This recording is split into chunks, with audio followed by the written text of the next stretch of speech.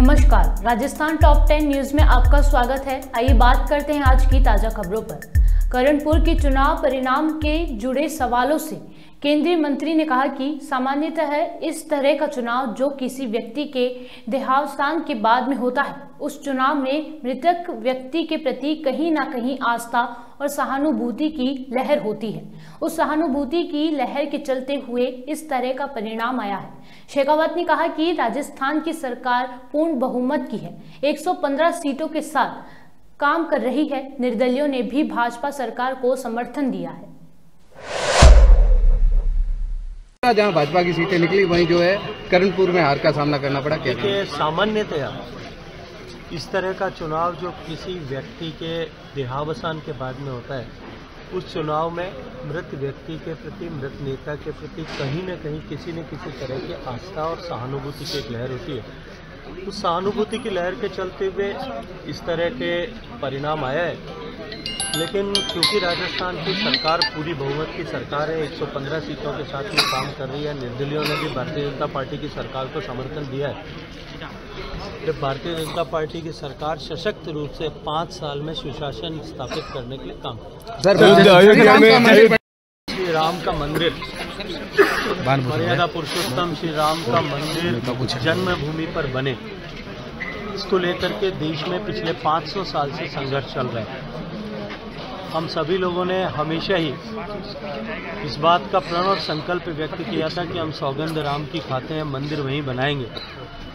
कुछ लोग कहते थे कि तिथि नहीं बताएंगे, अब तिथि भी घोषित हो गई है और 22 तारीख को पूरा विश्व जो है उस दिन दिवाली मना रहा होगा, जब भगवान राम के मंदिर में मूर्ति की प्राण प्रतिष्ठा माननीय नरेंद्र मोदी जी के सानिध्य में, उनकी उपस्थिति में होगी। और मैं ये मानता हूँ कि ये घटना भगवान राम के मंदिर का प्राण प्रतिष्ठा जो है वो इस सदी की सबसे बड़ी घटनाओं में से एक घटना के रूप में आने वाले समय में इतिहास के पन्नों में अंकित होती है। मैं आपके चैनल के माध्यमों से, आपके अखबारों के माध्यम से सभी मेरी आवाज़ सुनने और समझ सकने वाले लोगों से निवेदन करता हूँ कि हम इस बार भगवान राम के मंदिर के इस उत्सव को अपने घर में दिवाली मना करके, जिस तरह से भगवान राम जब लंका पर विजय करके घर लौटे थे, उस समय जब अयोध्या वासियों ने जो दिवाली मनाई थी, उसी को स्मरण करते हुए एक बार फिर उससे भी बड़े विशाल तरीके से हम दिवाली मनाएं। और देश इसको लेकर के अत्यंत उत्साहित भी है और धर्म से धर्म जो है सराबोर भी। दिशा कमेटी जो भारत सरकार से वित्त पोषित जितनी भी योजनाएं प्रदेशों में चल रही और उनके माध्यम से जो विकास कार्य होने वाले हैं या गरीब सामान्य व्यक्ति के जीवन में परिवर्तन लाने के लक्ष्य को लेकर के जो मोदी जी की सरकार की योजनाएं हैं, उन सब की प्रगति की समीक्षा का एक प्लेटफॉर्म है, ताकि जिले का एक सर्वांगीण विकास सुनिश्चित हो सके। इसकी बैठक पिछले लंबे समय से चुनाव और चुनाव की आचार संहिता के चलते हुए नहीं हो पाई थी। आज बैठ करके सारी ऐसी योजनाएं जहां भारत सरकार का वित्त पोषण है, उन सब योजनाओं के बारे में विस्तार से समीक्षा की है। आने वाले समय में अभी जो वर्तमान में जो संकट बिजली का है जैसलमेर जिले में, उसको लेकर के भी विस्तार से चर्चा की है। वर्तमान में पेयजल की स्थिति, आने वाली गर्मियों के आसन्न संकट को देखते हुए उसका कंटिजेंसी प्लान और जल जीवन मिशन के माध्यम से जो सैचुरेशन प्लान है, इन तीनों के बारे में भी विस्तार से चर्चा करके अधिकारियों को निर्देश दिए हैं।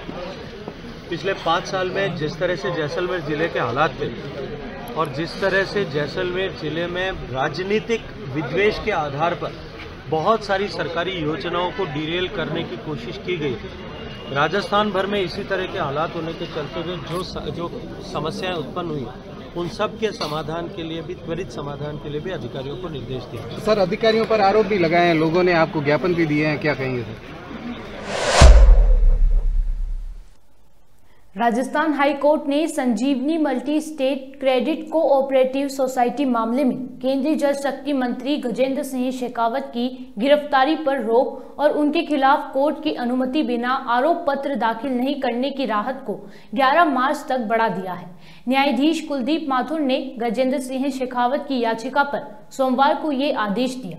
इस पर कोर्ट ने शेखावत को अंतरिम राहत का आदेश बरकरार रखते हुए सुनवाई 11 मार्च तक स्थगित कर दी है। राजस्थान में पेपर लीक मामले में एसओजी यानी स्पेशल ऑपरेशन ग्रुप लगातार ताबड़तोड़ कार्यवाही कर रही है। इस दौरान सोमवार शाम प्रतियोगी परीक्षाओं में डमी कैंडिडेट के रूप में बैठने वाले 2 आरोपियों को दबोच लिया है। इन आरोपियों के नाम सचिन और रामहंस हैं। इन्होंने कनिष्ठ अभियंता भर्ती 2020 और वरिष्ठ माध्यमिक शिक्षक भर्ती 2022 की परीक्षा में डमी कैंडिडेट बिठाए थे। फिलहाल एसओजी दोनों आरोपियों को हिरासत में लेकर पूछताछ करने में जुटी है।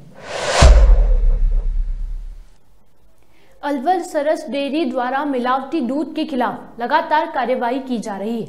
नया साल आते ही पहली कार्यवाही मिलावटी दूध के खिलाफ की गई, जिसमें 6 समितियों का दूध है और ये दूध अस्थायी रूप से नियुक्त किए गए टैंकरों के द्वारा ही मिलावट किया गया।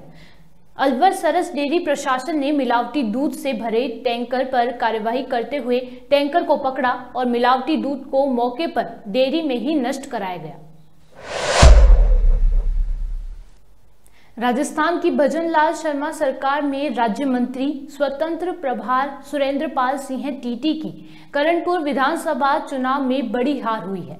कांग्रेस उम्मीदवार रुपेंद्र सिंह कुन्नर ने अपनी निकटतम प्रतिद्वंदी सुरेंद्र पाल सिंह टीटी को हरा दिया है, लेकिन इस नतीजे में एक रोचक आंकड़ा सामने निकल कर आया है। करणपुर में कांग्रेस की शानदार जीत हुई। रुपेंद्र सिंह ने बीजेपी के टीटी को हरा दिया। इस बीच सचिन पायलट का वो वीडियो वायरल हो रहा है जिसमें उन्होंने रुपेंद्र सिंह को उन्होंने अपना भाई बताया था। उम्मीदवार नहीं है, ये सारा छोटा भाई है और इसीलिए आज मैं इसके लिए वोट मांगने के लिए आया हूं। ये उपचुनाव जरूर है, लेकिन इस उपचुनाव से पूरे देश और प्रदेश में एक संदेश जाएगा। रूबी कुन्नर जी को अपना वोट दो, लेकिन वोट के साथ साथ इस मुश्किल समय में, इस कठिन घड़ी में उसको अपना आशीर्वाद दो। वादा करता हूं अगले 5 साल तक आपका बेटा बनकर, आपका भतीजा बनकर, आपका पोता बनकर रूबी आपकी सेवा करेगा। मैं इस बात की जमानत दे सकता हूं कि जो काम कुन्नर साहब ने यहां पर किया था उसमें कोई कमी नहीं आने देंगे। आज इस चुनाव के परिणाम को देखकर कोई सरकार नहीं बदलेगी, लेकिन एक संदेश जरूर जाएगा दिल्ली जयपुर में कि गरीबों की आवाज सुननी पड़ेगी, किसान की मदद करनी पड़ेगी, रोजगार दिलवाने पड़ेंगे, खाद बीज बिजली की बात करनी पड़ेगी। तो विधायक बनाकर भेजो। हम लोग जयपुर में बैठे हैं, इस सरकार किसी पार्टी की हो, लेकिन इस विधानसभा क्षेत्र के विकास में हम कोई कमी नहीं आने देंगे। मुझे कहने में फख्र होता है कि हमारी पार्टी के वो नेता थे जिन्होंने 40 साल तक राजनीति करी, विधायक रहे, मंत्री रहे, लेकिन उनके दामन पर कोई छींटा नहीं लगा सकता, कोई आरोप नहीं लगा सकता। आज मैं उनको याद करता हूं, जितना सहयोग और समर्थन उन्होंने हमारा किया। 2013 में हमारी पार्टी चुनाव हार गई थी, मैं प्रदेश कांग्रेस कमेटी का अध्यक्ष बना और उस समय इस पूरे जिले में जहां जहां कार्यक्रम होते थे, कांग्रेस पार्टी की सभाएं होती थी, कुन्नर साहब पूरी ईमानदारी से, पूरी मजबूती के साथ हमारे साथ खड़े रहते थे। उस समय ये जरा उम्मीदवार नहीं है, ये सारा छोटा भाई है और इसीलिए आज मैं इसके लिए वोट मांगने के लिए आया हूं। कुन्नर साहब और रूबी ने दोनों ने मिलकर हमारी पार्टी को हमेशा मजबूती दी, चाहे हम लोग सरकार में हो या ना हो। और साथियों, आज का ये चुनाव हो रहा है, ये उपचुनाव जरूर है, लेकिन इस उपचुनाव से पूरे देश और प्रदेश में एक संदेश जाएगा। आज 2 विचारधारा आपके सामने है। मैं व्यक्तिगत किसी पे आरोप लगाने वाला व्यक्ति हूं नहीं, मैं तो सिर्फ विचारधारा की बात करना चाहता हूं। भाजपा और कांग्रेस, भारतीय जनता पार्टी की सरकार केंद्र में 10 साल से है। ये वही पार्टी है जिसने कहा था कि किसानों की आमदनी दुगनी कर देंगे। हम आज मंडी में, धान मंडी में, मैं आप लोगों से पूछना चाहता हूं, किसी की आमदनी दुगनी हुई है क्या? हो गई दुगनी आमदनी किसी की?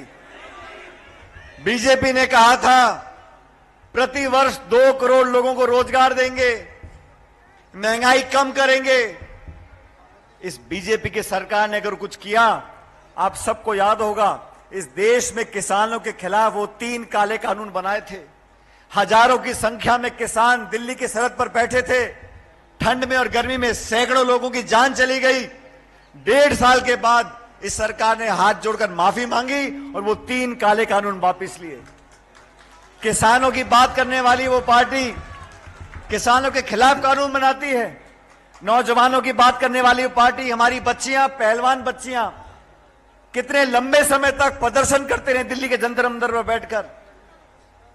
आरोप लगे शोषण के, केंद्र सरकार ने कुछ कार्रवाई करी? हमारी जो नौजवान पहलवान बच्चियां अपने पदक वापस लौटा रहे हैं, हमारे पहलवान नौजवान। ये वो पार्टी है, ना किसान की है ना नौजवान की है, ये सिर्फ चंद उद्योगपतियों की है, जिसके लिए पूरे देश की संपत्ति को बेचा जा रहा है। हमारे हवाई अड्डे, हमारी रेलवे लाइन, हमारे गोदाम, हमारे खान सब औने पौने दाम में बेचकर चंद लोगों को उसका फायदा मिल रहा है। महंगाई के क्या हाल है आप सब जानते हो। गैस का सिलेंडर आज 1100 रुपए 1200 रुपए का है। ये केंद्र की सरकार के चुनाव भी आएंगे 4-5 महीने के बाद, लेकिन इस उपचुनाव में हमें 2 बातें करनी है। पहली बात, जैसा मुझसे पूर्व वक्ता बोल रहे थे, अंकुर जी ने बोला, रूपी जी ने बोला, अगर चुनाव समय पर होता तो मैं दावे से कह सकता हूं कि कुन्नर साहब रिकॉर्ड मतों से जीतकर यहां से जाते। आज हमारे बीच में वो नहीं है, लेकिन अपनी निशानी छोड़कर गए हैं। और कांग्रेस पार्टी ने बहुत सोच समझकर, आप लोगों के जज्बातों को समझकर, कार्यकर्ताओं की भावना को समझकर इस नौजवान हमारे छोटे भाई को आपका उम्मीदवार बनाया, आपके भरोसे पर बनाया है। 5 तारीख को मतदान होगा। आप सबसे निवेदन करना चाहता हूं,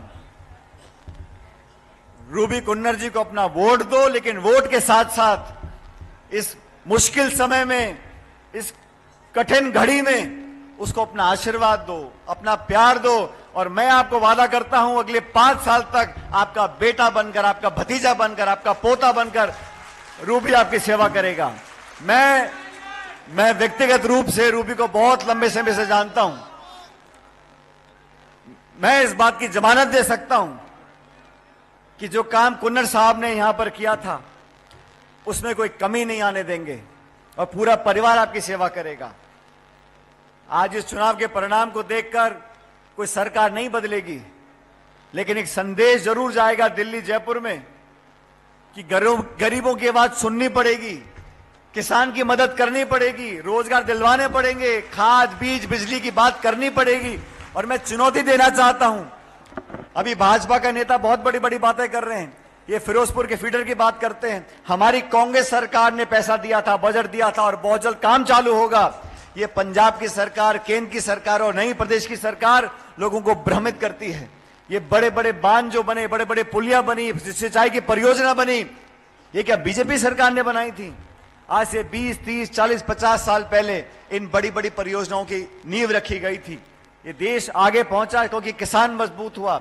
किसानों को कमजोर करने का काम अगर किसी ने किया है तो बीजेपी की सरकार ने किया है। मैं आप लोगों से निवेदन करता हूं, विशेष रूप से मेरे नौजवान साथियों से,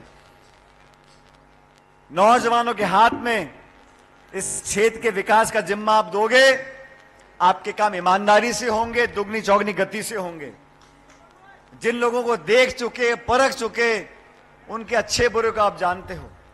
इस तराजू में तोल लो, विचारधारा, नेता, नेतृत्व, नीति और नियत जिसके बढ़िया हो उसको अपना वोट देना है। और सही मानने में ये कुन्नर साहब को श्रद्धांजलि देने का समय है। आप सबसे निवेदन करता हूं, इस नौजवान को वोट दो। मैं सारे काम छोड़कर विशेष रूप से मेरे छोटे भाई के लिए वोट मांगने के लिए आया हूं। और नौजवानों को पार्टी ने मौका दिया है। ये तालियां बजाने से काम नहीं चलेगा। 5 तारीख को मतदान है। दोनों हाथ मुट्ठी बंद कर हाथ खड़े कर मुझे आश्वासन दो कि कांग्रेस पार्टी जीतेगी। वो छत पे खड़े वो लोग, ये हाथ का निशान है। ये वोटिंग मशीन जब बटन दबाते हैं ना, 3 नंबर का हमारा बटन, 3 नंबर का बटन है।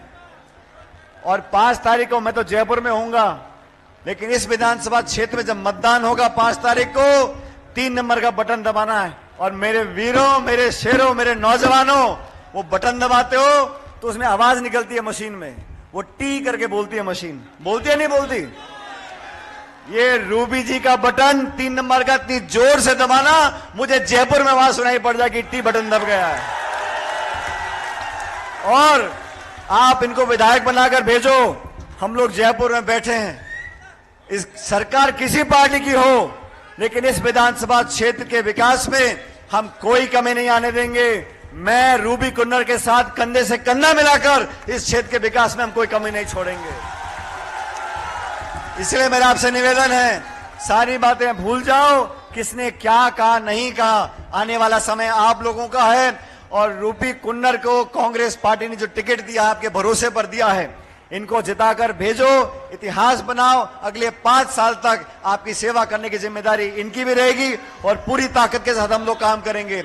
इस गंगानगर जिले ने हमेशा मुझे प्यार दिया है। जब भी मैं यहां पर आया हूं, एक ऐसा विशेष लगाव मुझे इस क्षेत्र के लोगों से है, मैं उसको बता नहीं सकता, लेकिन मुझे बार बार आने का मौका मिलता है, आप लोगों से मिलने का मौका मिलता है। मैं परमपिता परमेश्वर से कामना करता हूं, वाहिगुरु से कामना करता हूं कि आप लोग हमेशा मुस्कुराते रहो, फलो फूलो, खुश रहो, आगे बढ़ो, आपकी झोलियों में भगवान खुशियां डाले।